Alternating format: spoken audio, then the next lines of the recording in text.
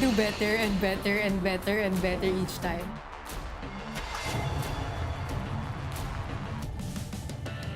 I do other sports also, but I haven't found that kind of adrenaline. My only fear is not trying. I used to watch street drag racing. Never in my wildest dream that I'll drive one. Even though I'm small, even though I'm a girl, I can drive. This is a competition. This is a race. When you're on the track, that's all you're really thinking of. It's all about what's in front of you.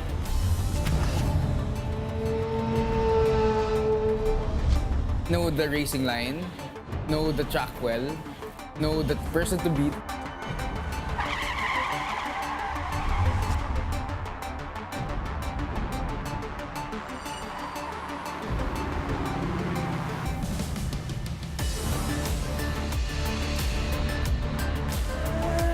You gotta focus. You have to have a plan, A, B, C, know what to do.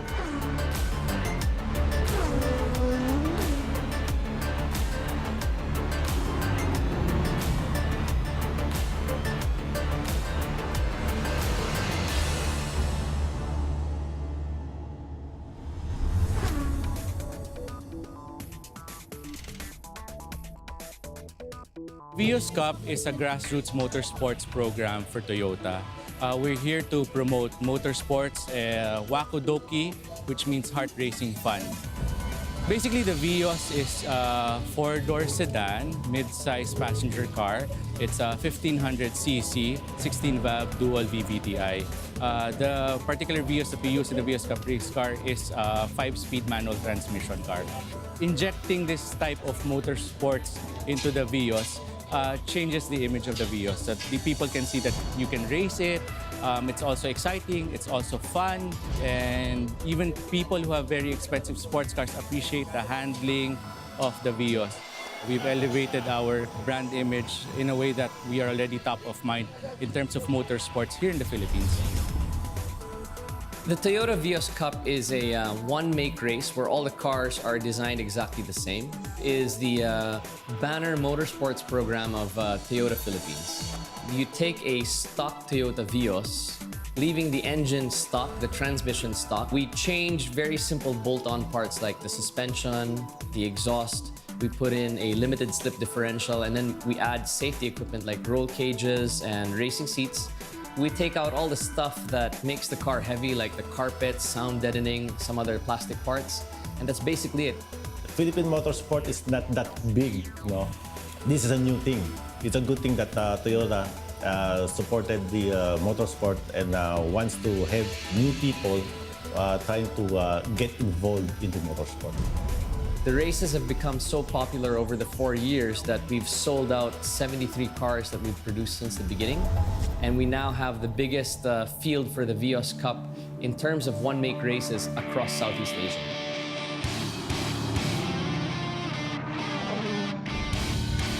I'm Jasmine Curtis Smith, and I'm an actress, host, social media influencer. I was turning 21 and newly single, so alam mo, naghahanap ng paglalabasan ng energy, and I guess something to follow. It was just a great way to really get your mind off of things, because when you're on the track, that's all you're really thinking of. My name is Gretchen Ho. I'm currently a TV host and a news anchor for sports. I was also a former volleyball player, but now I'm a racer. This is one of the most adventurous things I've done in my entire life. Being here, I was able to bring out that side of me. Very athletic, competitive, and then to have that back, sarap. Feeling ko parang volleyball lang din siya na inaaral ko ulit. My name is Fabio Ide, half Brazilian, half Japanese.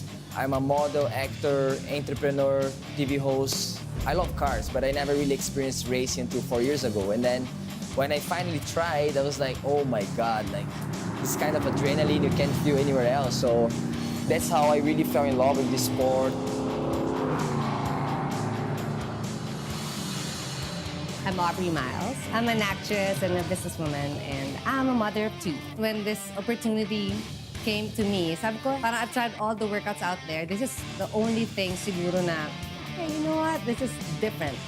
My only fear is not trying. I'm Dominic Roque. I'm a TV actor and a TV host. What I miss kasi in Superbike is the adrenaline. But with this one, I'm super happy kasi I get to race again, safer than two wheels. Safer yung car, nasa loob ka, there's roll cage. Because with the two wheels, sasaka, lipad ka, and all. So, dun ako nag-iingat. Hi, I'm Ella Cruz. I'm an actress and a dancer and a racer. Pangarap ko rin kasi talaga mag-race. Yung tipong nananaginip ako na kumakarera ako, nananaginip ako nagdadrive ako. Kasi meron something sa akin na gusto ko mag-drive. Ang aim ko talaga for this Saturday, makita ko yung checkered flag, waving na ganyan. Parang ibig sabihin na natapos mo yung race, natapos mo yung ilang lap. So basically, it's very good fundamental for the beginners. We have 3 classes. After you graduate certified from the schooling, you will go through the promotional course. So if you make good, have a points at the end of the year, you will be promoted to the sporting class. If you excel and you make that top 5, you'll be brought up to super sporting.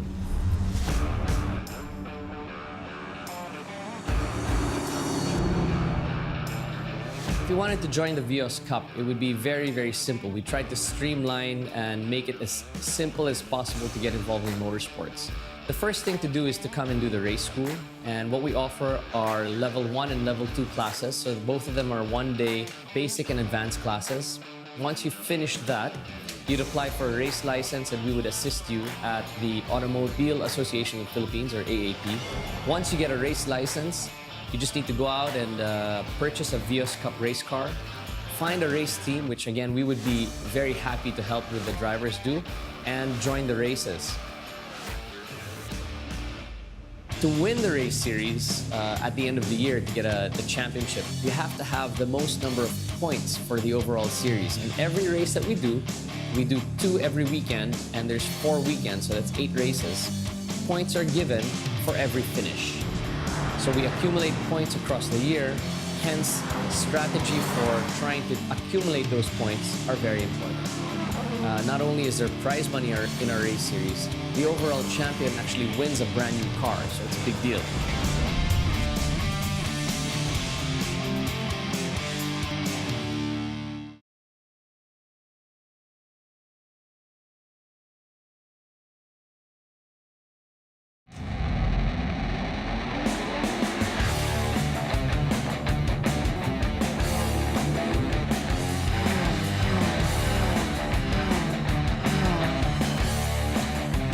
My name is Mark C.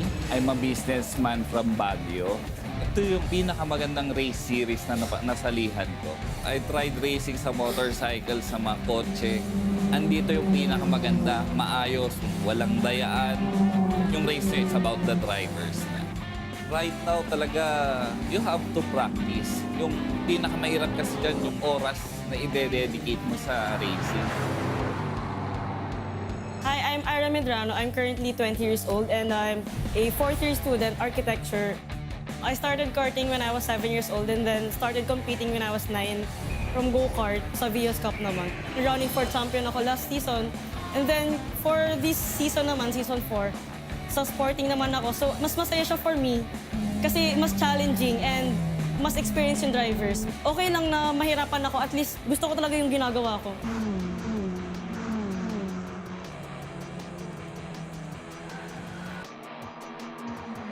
I'm Daniel Miranda. I'm driving Vios Cup under Team Avengers, number 20. And this is my 3rd year in the Vios Cup. Well, on my first year, I went straight to the highest class, the top 20 drivers. My first year, I went straight to Super Sporting.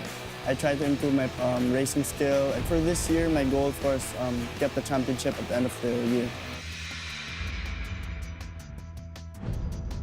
My name is Alan Uy. I'm driving for Toyota Quezon Avenue, and I'm a businessman. We started at 2014, the first season of the Vios Cup.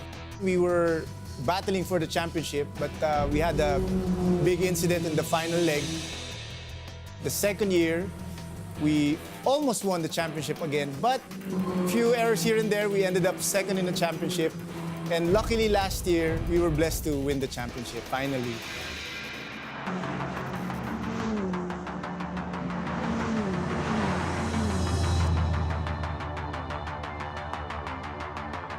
So an official race weekend is about 2 days. Here at the Clark Circuit, we have a Friday and Saturday event. On Friday, we have practice sessions where we time the drivers so that they know how they're doing. And then in the afternoon, we go to a qualifying session. The qualifying session is a 20-minute session where everybody goes out, sets their best time, and this will determine how they will start on the grid for the next day. So the following day, which is Saturday, we have 2 races, one in the morning, one in the afternoon. The format in terms of the race starts is a 2x2 grid formation, very similar to what you see in Formula One.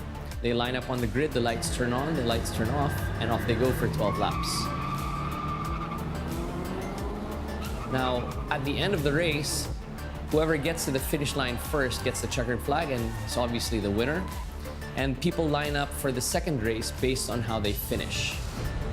In trying to keep the races as equal as possible, because it's a one-make race, all of the cars have to conform to a certain standard.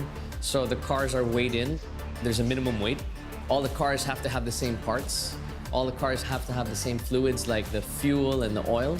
So we check all these things, make sure they conform to the regulations of the series, and we've even brought in a Japanese scrutineer to make sure that everything is really the same.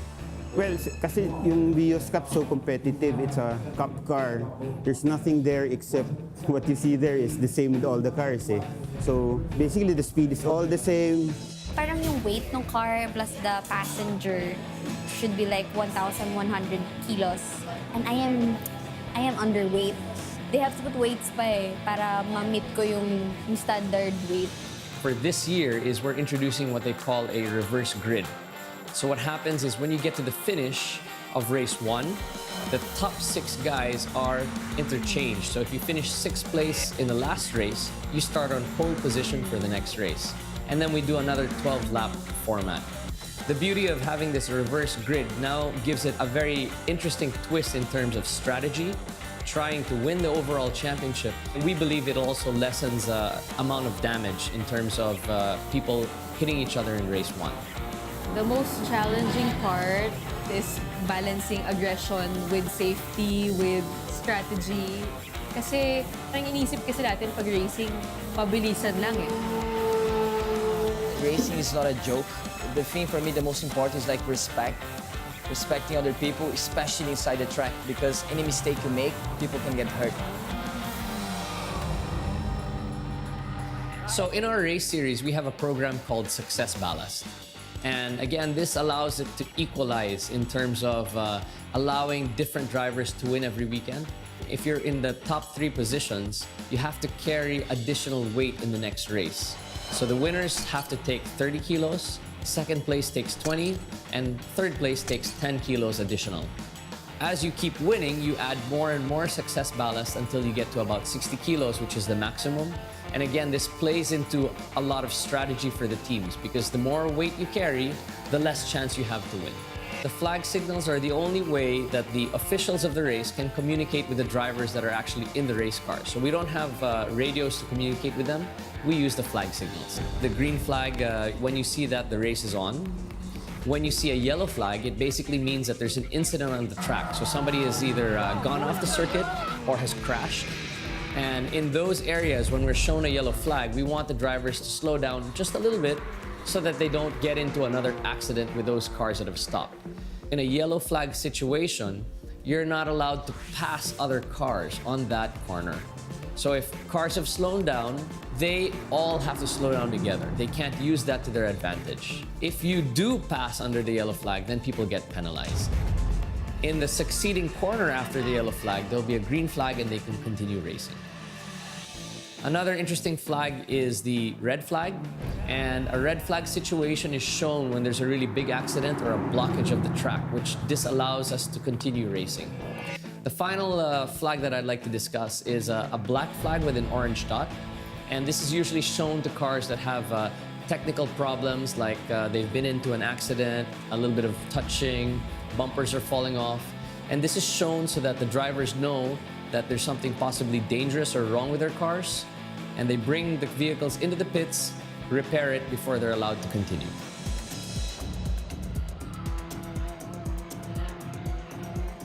When the race is about to start and you're sitting there, half the time you're not thinking about what gear you're on.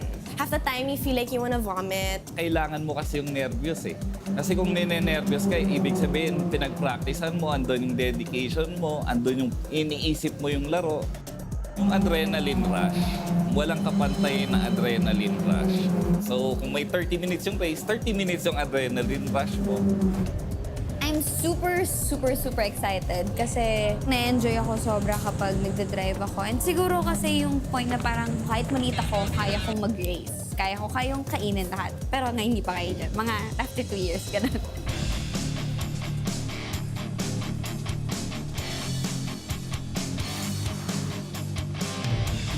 Even though I've been racing for many years, before the start of the race, you'll still feel the butterflies, nervyos, you know. It's just an amazing feeling actually to feel like alive.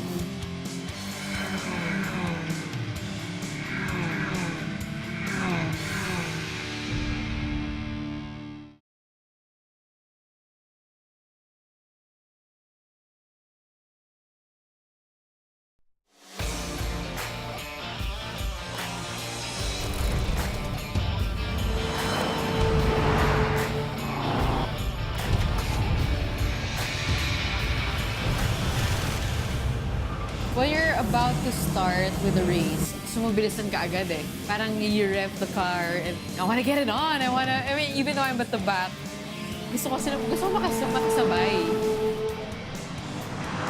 But the feeling behind the wheel is, I think, just surreal. You get so anxious, your heart starts beating fast, you start having like butterflies in your stomach. Like you know what you're supposed to do, but you're just like so giggle. And you're like, oh my God, it's happening, and you know, there's no more coming back. Wala ka nang naririnig na iba. As in, yung heartbeat mo lang talaga, and then focus lang talaga. It's just you and the car. Nandito ako para i-prove na kaya rin namin mag-race, kaya rin namin mag-drive. It's hard to explain. It's everything. You want to take a crap, you want to take a leak, you don't want to talk to anyone. You gotta focus. You have to have a plan, A, B, C, know what to do. Race 1, hindi ako namatayan nung beginning. Race 1, sobrang ang saya ko kasi ang target ko lang talaga is just to race. Pero yung fulfillment kasi na ka-overtake pa ako, nakauna pa ako kahit kung sino-sino. Masaya na ako doon kasi first race ko eh. First, I was kind of frustrated with myself kasi nauubusan ako ni Ella. So parang gigil ako nung race. So parang first time ko yun na ma-experience. Race 1 was pretty awesome. I was able to win first place.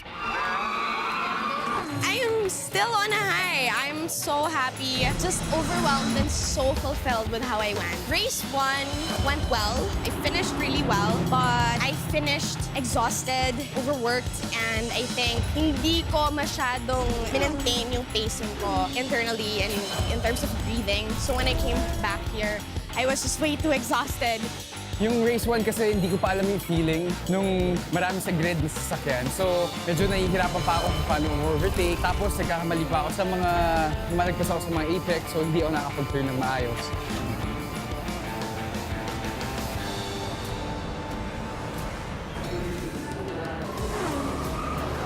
Race 2 ko, namatayan ako. Because it's afternoon. Siguro pagod na ako. Parang hindi ako happy tong race 2 ko eh. Parang ba yung performance ko? Parang medyo stress. Next race strategy, more practice. Tapos I need more rest. Listen carefully. Itong second race naman, I think it's better than my first yung race 1 kanina. Though medyo bumaba ako ng 1 position, okay lang kasi I think mas mabilis yung speed ko, mas maganda yung speed ko. And right now naman, yun yung importante sa akin, yung speed ko, yung position. Saka na yan, kapag gamay ko na talaga. Second race, talagang kanina pa nag-psych na sarili ko. Sabi ko, relax. You're not competing with anyone. You're competing with yourself, with your time. Huwag mo isipin yung nasa harapan, huwag mo isipin yung nasa likod. Second race wasn't as good as I thought. I was really I was right there, number 1 also, but then there was an accident. A guy put me out of the race, pero it's okay naman, it's part of the race. And when I did race 2 naman, I had a mindset, you know what, magaling ka naman ng race 1. So whatever happens here, you did your best, just control your breathing, finish the race in one piece, make sure you're not last, and make sure na si Dom yung katapat ko. Both races were equally fun and challenging, but I couldn't have asked for more. Awesome. Because ako lang yung babaeng, well, I mean, the other girls are still catching up and still getting a feel of it, right? So it feels great to be between 2 boys and trying to make sure hindi sila masyadong komportable dyan na, porke babae ako, I can't catch up to you. So I want to show them that I can. Siyempre, sobrang saya kasi first leg ko to na sumali at may palanunan ako.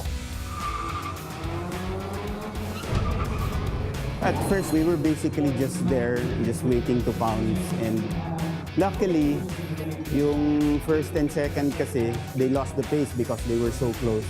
And we were able to overtake. Good thing Sean was behind me. So he also overtook those 2 guys. So ngayon, 1 and 2. And we were very happy. Well, I was pretty down because I didn't think I would get to the front. There were 2 cars crashing. The safety car was brought out. An opportunity came for me and my teammate. And now we are P1 and P2. For race 2, I had a good start, but then I had a little bit of a pack up. But luckily, there was a small chance to overtake, so I just took it. It feels great. I didn't expect this weekend at all. This is my first one-to-one win. Race 2, had a hard time overtaking. Buti na lang, because of the rain, a little slippery, everyone was very cautious. Everyone started to slow down under braking. So we were able to capitalize on the situation and get second place.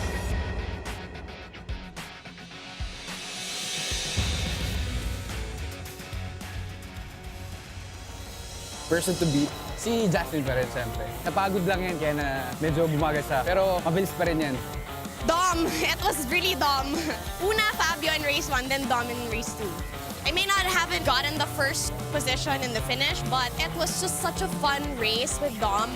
Well, today, of course, I would say Jasmine, right? She was the one who qualified number 1. I was number 2, so even in the first race, I was behind her, so I really had to overtake her to become number 1.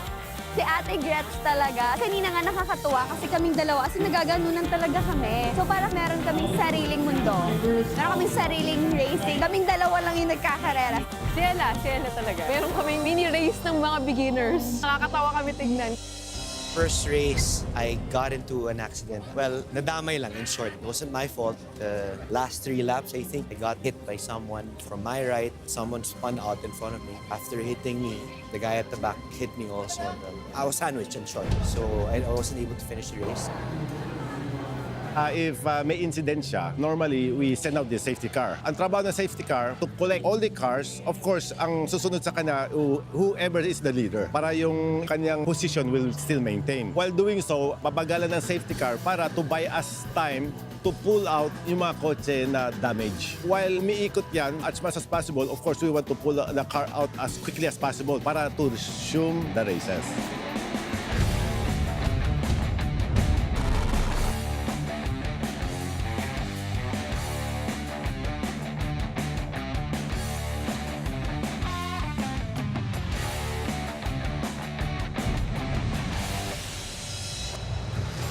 Most important thing I've learned is probably a positive attitude will influence the way you drive, or rather a more relaxed state of mind is essential talaga before going out on the track. You just have to have the mindset na you want to conquer your fears, you want to be better, you want to challenge yourself. You have to have talagang a lot of seat time with the car and sa racetrack para ma-familiarize mo yung racetrack and yung car also. Dedication mo sa pagpa-practice, sa pag-aayos, pakikinig dun sa coach namin. Listen talaga. Listen to your instructor. And then practice. And enjoy it first. Don't think about competing. Kasi you miss the fun of the racing. Every day you learn something. That's what is nice about racing. There is not like, oh, you're already magaling na. No, like every day you learn something about either the track or the car. They learn all the techniques. You enjoy your first race. Have fun, finish the race. It's the most important thing.